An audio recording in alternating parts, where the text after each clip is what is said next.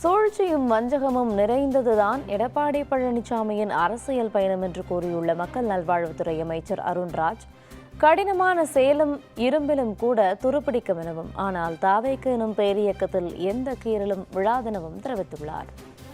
சேலத்தின் 11 தொகுதியில் நம்ம ஜெயிப்போம் வாக்குறுதி கொடுத்திருந்தோம். ஆனா நம்ம ஒரு 4 தொகுதி நம்ம ஜெயிச்சிருக்கோம். இன்னும் ஒரு தொகுதி மிஸ் ஆயிருச்சு. கண்டிப்பா நம்ம ஜெயிச்சிருப்போம். அந்த எடப்பாடி தொகுதி இருக்குல்ல, சூழ்ச்சி பண்ணி அவருக்கு நேரா எந்த ஒரு விஷயத்தையும் செய்யவே தெரியாது. எதற்கு எடுத்தாலும் சூழ்ச்சி, துரோகம் தான் அவர் வரலாறு. அந்த மாதிரி நம்ம ஒரு கேண்டிடேட் இருந்தாரு.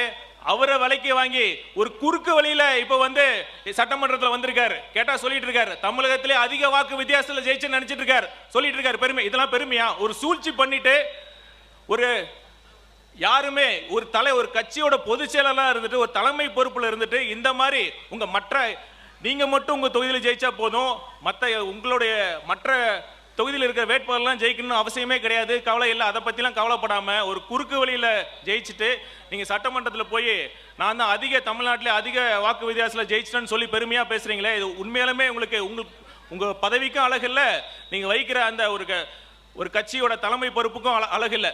நம்ம சேலம்னால சொல்றேன், சேலத்துக்கு பெருமை சேலம் ஸ்டீல். அந்த சேலம் ஸ்டீல் ஒரு காலத்துல ஒருவேளை துரு பிடிச்சாலும் பிடிக்கும், ஆனா தமிழக வெற்றி கழகம் என்ற அன்பு கோட்டை ஒருபோதும் ஒரு சின்ன கீறல் கூட விழாது என்பதை கூறிக்கொண்டு